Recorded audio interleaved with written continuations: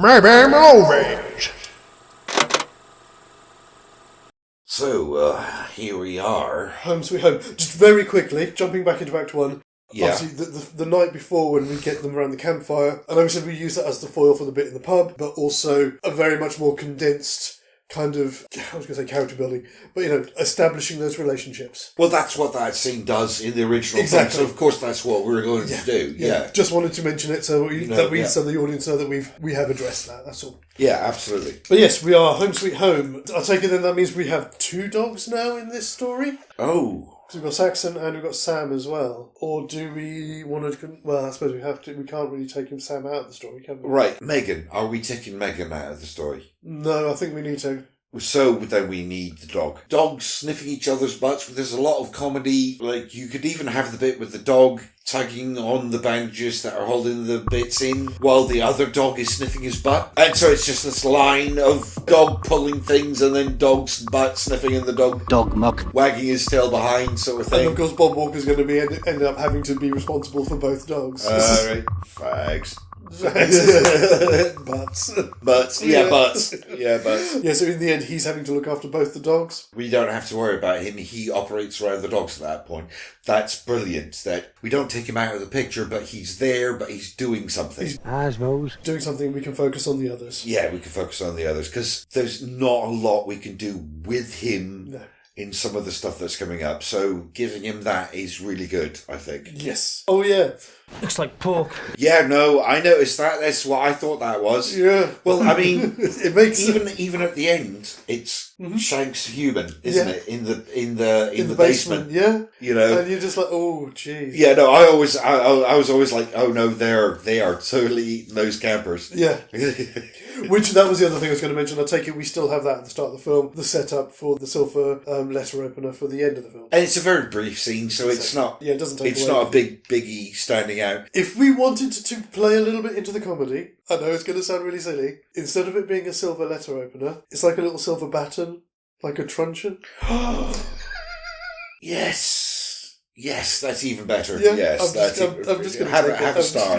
Yeah, have a star there. Now I'm thinking, which works even better because he gets the baton of honor, doesn't he? So yeah. Sorry. Oh wait, do we need to do that? Well, if Nick gets the baton of honor, can't we just make that silver? And that's one of the things he's brought with him as moving up. Of course, because it's a representation of his time in the Met. Yes. Oh no! That's again. Right, we building off each other. That works. So we don't need that scene at the beginning. No, we can repurpose them later. We will find a use for them. Yeah, I'm sure there'll be crusty jugglers lalater. Crusty jugglers. Crusty jugglers. For the greater good. The greater good. The greater good. Shut it! Now, the thing I was thinking about, this is the one that sticks for me. I don't know whether I want to have it here or if I want to put it into the other movie, but it's Spoon's speech about Rorke's Drift. False British steel. Because that's a soldier thing. Yeah, so it wouldn't work. I think we'd have to try and find a way to include that in the other film. I don't know how we would do it. Well, all right, okay. If not because movie, but because Danny is a film buff. I was thinking as well that it should be Danny who does it as a film buff. Because I don't know if Danny would be a fan of films that old. He's an action fan. Yeah, but it's against all odds, isn't it? True. We can. I don't think we're because movieing to do that. Mm-hmm. And it's a great war movie. It is. I was going to say it would have to come later because obviously he's at the start of the set. Yeah. Oh, bugger. No, it just doesn't work, does it? Well, it could work if he says it, if he's saying it in his delirium. See, obviously we're tying into something that's not actually going to happen in the film. But I was wondering if it was a film that his dad showed him when he was a boy. In which case then it wouldn't be Rorke's Drift, it would be the Alamo. Because his dad's a cowboy. What? His dad's a cowboy, isn't he? His dad's... Everything about his dad... there's even the picture of his dad with the cowboy hat on, and he's also got the 2 guns like a gunfighter. Oh. So it would be the Alamo, not Rorke's Drift. That could work. Yeah. Kind of same odds, isn't it? Yeah, it achieves the same purpose, and it would be consistent with what we know of the characters. And they are holed up in a single location surrounded by... By a superior force. Yeah. Take it. Yeah. Take it. You win. All right, that's great. We get that. We don't get the Rorschach speech, but we get a speech. Yes. That is equivalent to it. That moment really touched me, especially since we've done it ourselves. It's like, that's really interesting, you know? So we did the bit about the soup. We obviously probably Doris. Like a bit of meaty chunks. Yeah, indeed. Right, what do we do with Doris? Is Doris being a bitch fest with Megan? Yeah. Is that what she's doing? I think so. You know, like passive-aggressive bitch festing comments? Yeah. Yeah, all right. Okay, that kind of covers most of this act. Do we want to have her being a bit flirty with Ryan, you know? He's a posh man in power. Yeah, I was trying to think of a clever line she could say, but it's not coming to me. But yeah, I think you're right. Yeah. Her flirting it with him. He won't have it. No, of course. Because he's an utter bastard. Yes. But she will. Yeah, she will. Yeah, all right, I like that. That's a good touch. Don't worry, Captain Ryan, I'll give you a bit of mothering. Mother's touch. Do you need a touch? Touch. Touch, right. You're probably like right here on this. Right, I've got next arming up, which is when they go through the house and... I had a thing for this. Right. And I'm just trying to decide who it would be. Again, it should really be Danny, but he's upstairs getting his stomach glue together. Sausages. So... do we want to change that, man? Do we want to? We're wasting Danny for all of the second act. We are. I mean, it would work as equally as well with one of the Andys. All I was going to say was, you do... one of the Andys, because then the Andy would be upset about the other Andy, and there would be a whole thing. Yes! We're just going to go back and completely change Act 1. Going back to Act 1, folks. It's not Danny. Sorry. Yes, so it's, I think, not Paddy Constantine, the other Andy. Spall. Yes. Is it Rafe Spall? Rafe Spall. Yeah. Rafe Spall. Yeah, so he's the one who gets injured. He's the one who gets ripped. Yeah. And so we still get some good stuff. Because we have that whole bit when he's holding his hand. Don't you fucking die on me now, boy! Don't you fucking die! It's not, which you can even thought that. It's not Bolognese, Andy! It won't fit! Brilliant, that works even better. Yeah, that's even better, yeah. Which also means that so we can keep the bit with by the power of Grayskull, but the other bit I was going to have... Yeah, because we do... That's what I was just thinking. I don't want to lose that. By the power of Grayskull. But the other bit I was going to have with this in that little montage of arming up, you see like someone closing the fridge, and he's just standing there eating a cornetto. Of course. Just to make it proper. Call back. Yeah. Make it a proper cornetto movie. We've got the super glue scene next. Yes. Which is great. We can get all that comedy with the Andys we were talking about. Yeah. So we'll have, obviously Nick will be the one in the know. Mm-hmm. He knows that super glue fixes skin and things like that. So we'll have him do that bit. But it'll be the Andy trying to distract him and do that little sort of arm hold thing. Yeah, of course it is, yeah. Don't you pass on. Yeah. Don't you whine like a little bitch now. Or, I'm not sure. What's the word? No, bitch is the wrong word. They wouldn't say that. Wussy? No.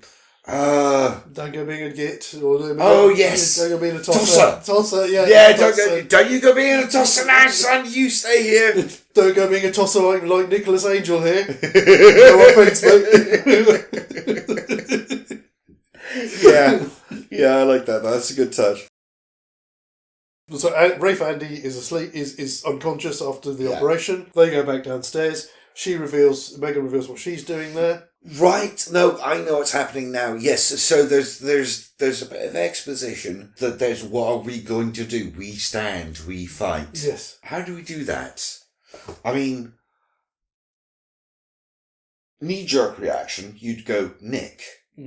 But actually, I want to say Danny, with his encyclopedic knowledge of inspirational speeches from buddy cop movies, By the power of Grayskull, is going to do the "We Stand and Fight" speech. Yeah. It will be absolutely butchered from half a dozen movies of inspirational speeches. There'll be loads of call-outs, but ultimately, that's what he's doing is inspiring the troops. I like it. As an alternative, I would say we get the foil for the moment in Act 3 of Hot Fuzz, where Tony Fisher comes out with the plan of action. You know, when Terry gets killed, I got a feeling that we might lose to Tony Fisher then. So it might be that he does we should do that, blah, blah, blah, blah, blah, blah, and just comes out with it.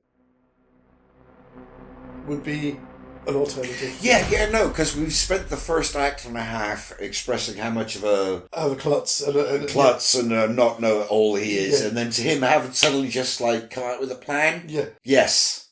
Yeah. Yes. Very good, what he said. Cool. Fantastic. And then we get questioning Ryan as well about what's going on. And this is the bit where I know you said we can allow for the second draft, but if we want to put a bit of exposition tying these two movies in together, I had permission to go ahead with this, but I couldn't get men to come in and do it. But then I heard you guys were wanting to go on a training exercise. I like the angle you're going for. I think the details need some work. Because you could tie it into they're the coppers from the safest village in the country. Nobody's going to miss them. Yes. Oh, yes. Ooh. Yeah. Yes. Yeah. No, I was trying to find an angle in An angle? that speech Yeah. that would make it a bit different, and that's it. We were going to send the troops in, but then we found out about X, Y, and Z. Mhm. Nobody's going to miss you. No. Not even the government. Exactly. And of course, no one likes coppers. Yeah, you're all bastards. Yeah, that works. Wankers? How far do we go? Bastards is okay, isn't it? I mean, we're still in Edgar Wright territory, aren't we? are, And bastard is acceptable. Yeah, I think it's acceptable. Which also works really well because it helps bring them together as a unit. Yeah, because they know they've absolutely been shafted at Yeah. this point. Yeah, exactly. We've gotten ahead of ourselves. Oh, no, we haven't. No, we haven't, because then we find out that Ryan's wound is healed. Wood is healed, and then the lights go out. Yes, and we get the second assault. And then it eventually escalates upstairs, and the beast comes in through the window, Yes. trying to go for one of the Andys. Mhm. Do we have the other Andy beat him off with something? Like, what would he have, a truncheon or a flashlight or something? Can we not have anyone? Oh, I heard it. I Sorry. just heard it. I'm sorry, I just heard it. Oh, God. Cox. Yes, we can. What I mean to say is, can we have one of the other Andy drive the beast away Yes. with something? At this point, I'm thinking either a flashlight or a truncheon, Yeah. something very copperish. If they've got like a big mag light, yeah. Yeah, that's what I was thinking. A mag light, Yeah. just bash him with it, is what I was Absolutely. thinking. Bash him on the snout until he yelps, like right on the nose, like when you bat, when you bat a dog on the nose with a newspaper sort of thing. Yeah, absolutely. Yeah. Play into it, Definitely, Yeah, definitely. We can also have, I suppose, with this one as well, we can have Saxon doing some good. Oh, yes, I forgot about Saxon. Yes, we had them sniping back with, what's the dog? Sam, thank you. I never bothered to pay attention to the name of pets in movies. It's not one of those things I do. Which reminds me, was it you? Somebody was telling me about Good Boy. No, No? not Good Boy. No, I don't know that. This sounds amazing. New horror movie coming out sometime soon. It's basically a haunted house horror movie, told from the POV of the family's dog. Oh, that sounds awesome! It's one of those ones That sounds so cool! It's when I heard about it, it's like, fuck, why didn't I think of that? Oh no, that sounds amazing. Yeah. No. Anyway. Tangent alert. At which point I think that'll be a good point to, as we are in a tangent, segue very quickly into a shout out. Let's do that then. So this one is a little bit overdue because I should have done it on a previous video, but I'm going to do it on this one. This is for our good friends from the Twisted Horror Fiends Facebook group. They're a great collection of guys and gals, all horror fans, and we all come together and discuss our recent watches, what's good, what's bad, that kind of thing. It's a wonderful community, really supportive of all of its members. Do check them out. I will put a link to the group in the description below. Come and say hi, come and join us, and let's all be fiends together. Do it. You should. So we're Right, rapidly rushing through this. I mean, there's still got a bit to go. And we lose someone. This is where we're losing... I think we lose Tony Fisher. Yeah, we're losing Tony instead of Terry. He has some big moment of bravado. Yeah. And he gets overconfident with him and then out the window. Out the window. Simple as that. Yeah. So I can cross So him we've got off. that. Squad's yours, mate. Yeah. Okay, so with squad's yours... We don't have an equivalent. All right. I suppose then that conversation, if we want to, would be between Bill Bailey and Angel. Squad's yours, mate. Right. Yeah. No, that works. That gives Bill Bailey a reason to be in the second act, which Yes. we kind of need. Taking stock, and then I've got 12:05 a.m. And then what else is real? Which is mostly Megan and... And then Shut Up Ryan, you know each other. Yeah, missing something. Mm-hmm. And then it's... Trying to go for the truck. Fast and Loud. What? You what? So who is going to be Fast and Loud? Do we think it's going to be one of the Andes? It's obviously not going to be Sherman, is it? Thurman Merman. Yeah. It can't be Danny. I think he's too big to try and pull back up into the window. He's fast and loud. Mm. Well, he's loud. I don't know about fast. Yeah, we can even have this conversation. We can have this conversation in the movie. Yeah. Yeah, he's loud, but he's not very fast. I think it should be Doris. I was wondering. It did crop into the back of my mind. Which then you just get Bob Walker walk across the back. Honey trap. Well, she does get about, doesn't she? Yeah. Tarts. Yeah, there we go. Yeah, so it's going to be Doris. So the question Doris is going out the window. So the question is, who's going for the car? Yes, we need a Joe. This is interesting because obviously if we play along with the original script, this is also where we lose whoever is replacing Joe. It's totally born. It does make me wonder then, do we want to go back into Act 1 and swap it that it is Paddy Constantine that gets his guts out? I thought that's what we agreed. Oh, sorry, I thought we said it was Rafe Spall. Oh, right, yeah. You know what? I get confused. Yeah, I think Paddy Constantine should be the one because we need him for later, and then it should be Rafe Spall who goes out to the van. So Rafe's Andy is our Joe. It's our Joe. He's our Joe. And are we going to play it the same way? Well, I mean, obviously, not literally the same way. His dialogue will be different. Will be very different. But there's that whole bit when he gets into the truck and then the huff of hot air behind him. We could have just a little moment where he just looks in his wallet, because obviously we don't have the thing about the football match. Mm-hmm. He just looks in his wallet and he's got a VOP ticket to Flappers. that was for tonight that he never gets a chance to use. Yeah, all right. Yeah, all right. Yeah. All right, yeah, we could do that. We kind of get the same. He gets there, he gets the truck, he gets in. I think we let him go out in a blaze of glory. I think he turns around, takes his cigarette out of his mouth, because he's always got a cigarette in his mouth. Yeah. Stabs the werewolf in the eye with the cigarette. All right, yeah. And then buckets of blood. Yeah, of course, yeah. And that's one Andy gone. My notes, again, are confusing me slightly. What I've got next is piano. Is that Megan playing the piano? And Claire de Lune, yeah. Claire de Lune. Ah, is that what it is? Yes. Yeah, right. It's a nice piece of music. I do enjoy But that would be the end, but that's I had that down at the start. Oh no, because of course you said Monkey See, didn't you? Which is a little bit later. Just a moment later, she plays it on the piano. They count up and realise they have 48 rounds of ammo left. Yes. And that's when somebody goes, You're not dead. You're not getting worse, you're getting better. And then we get the scene with Ryan starting to change. Yeah, because then he rushes off and disappears for And we don't have to worry about him until the end of the film. Yeah. And that's the end of Act 2. Yeah. So, who's going to spot it? Is it going to be Nick? Is it going to be Danny? I think it's going to be Danny, because again, as you said, Danny's a movie buff and he's probably watched a fair few werewolf films in his time. Yes, you're right. Yeah, if we're going to play into that, we should play into it properly. Yeah. Make it a motif all the way through. Yeah, you're right. Yeah. I'm trying to think what kind of... At this point, I mean, again, we can feather this in throughout the act, where we're getting Danny coming out with quotes from different werewolf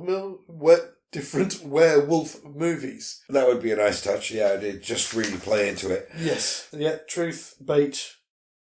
Yes, we get all of that, and then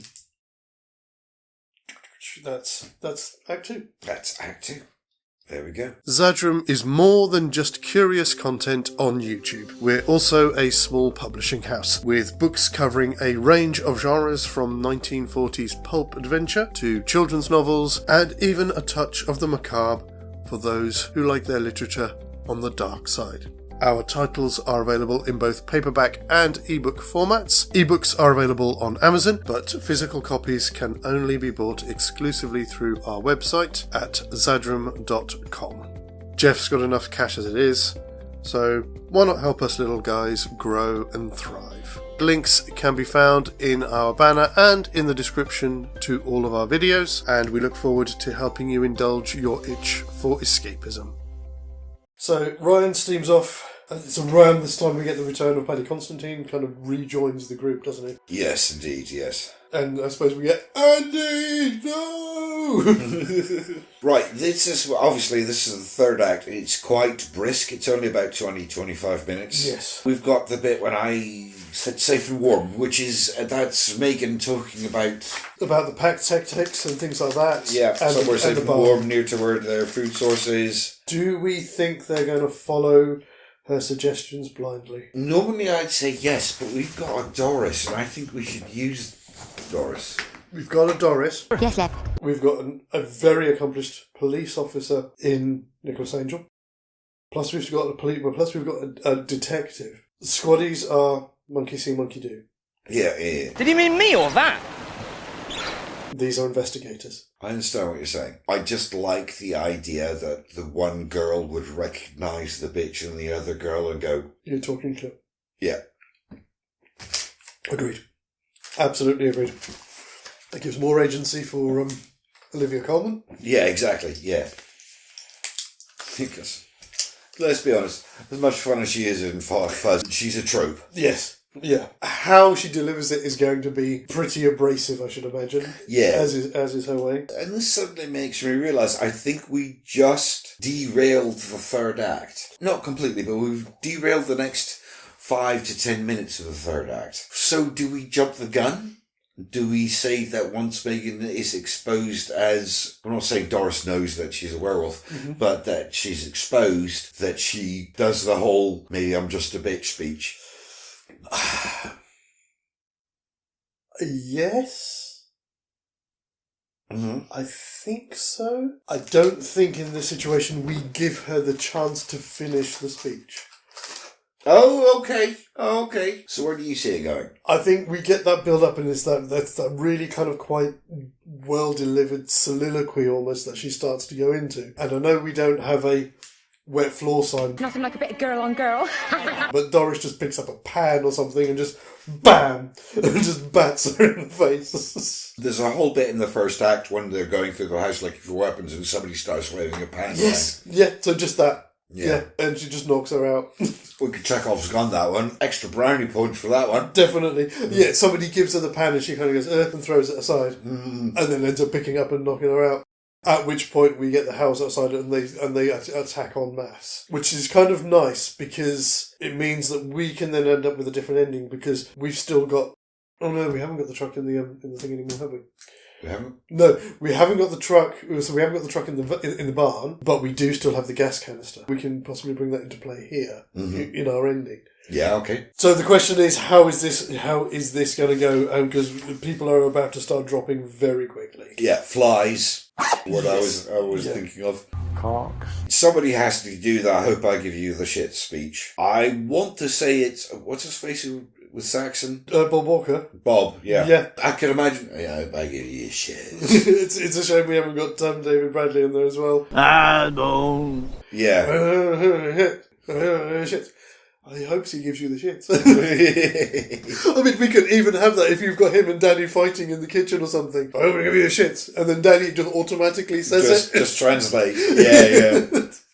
Because the next 5 minutes depends on people having automatic weapons in the original film. We don't have that. They would have the remains of whatever they picked up from Ryan's team. Oh, no, you're right. No, so they are armed. Yeah.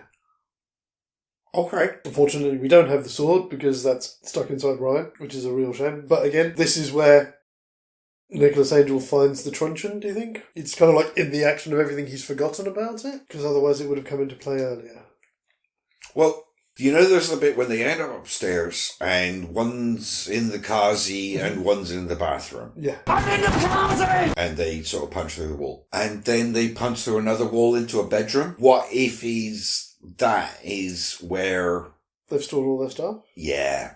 And, yeah, take it. And then he sort of stumbles across it, and for the first time since the beginning of the film, he's looked at something and just gone, oh, that's silver. I know that's jumping the gun on the silver ending, but I think where we are with the characters, I think we need that. Otherwise, it's going to be a complete massacre. So running through kind of like the order of deaths, shall we say, because we've still got the other Bill Bailey.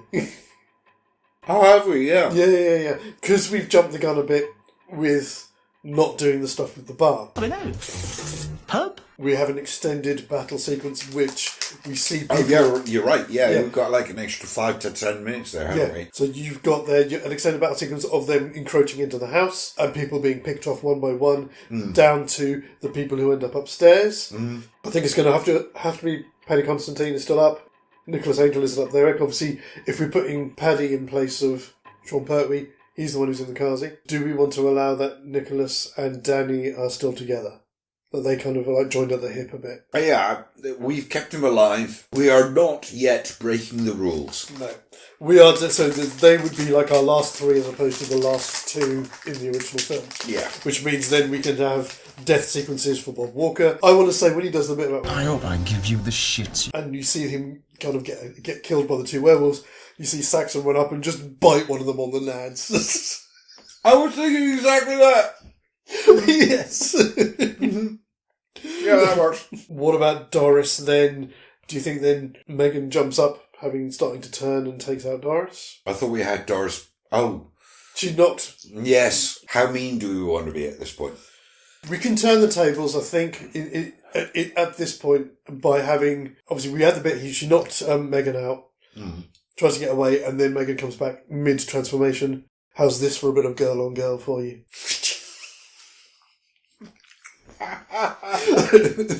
Handbags at dawn. Yeah. All right, yeah. And then that's Doris gone. So the only other one that we need to kill then is Surly Bill Bailey. Unless we want to have him just wander out of the barn at the end. Well, no one tells me nothing. That's where my brain was starting to go. Yeah.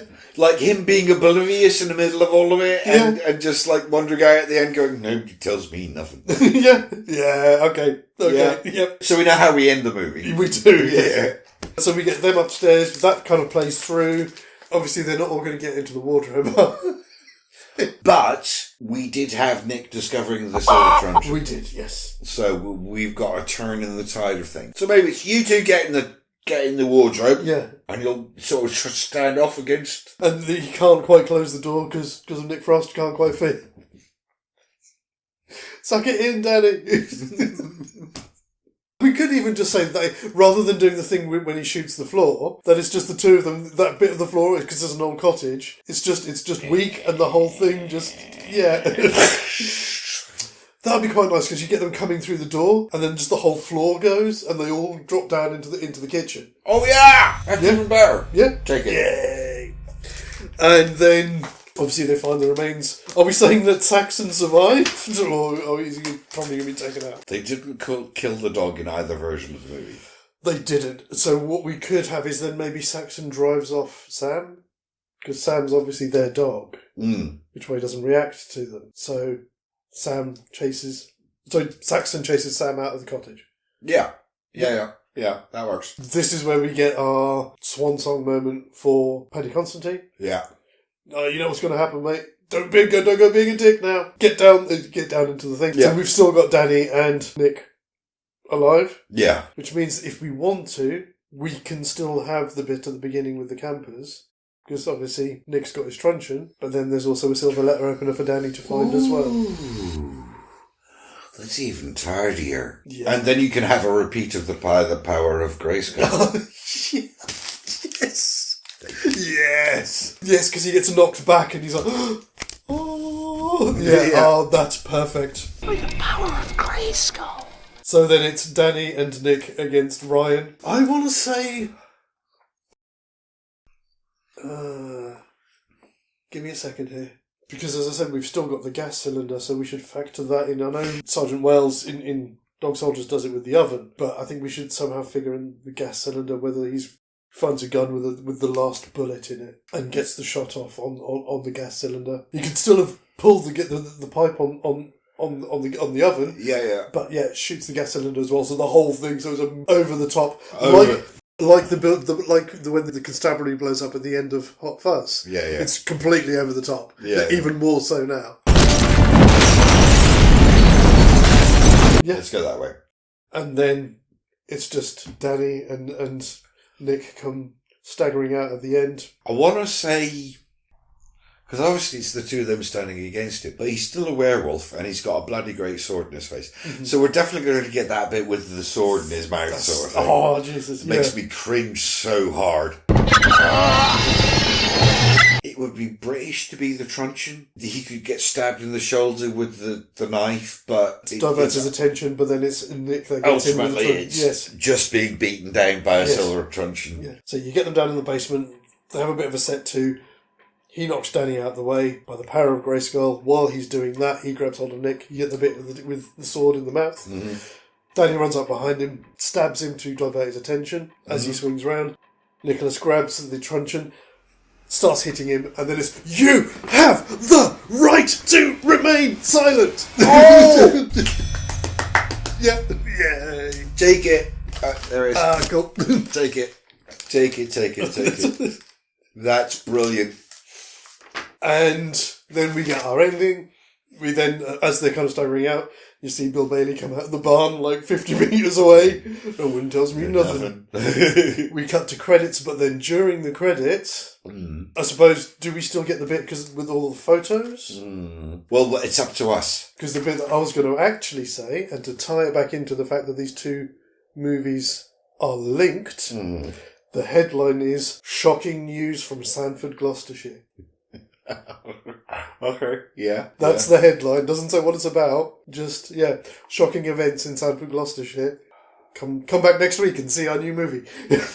Do it, folks. Do it. Does that work? I think that does.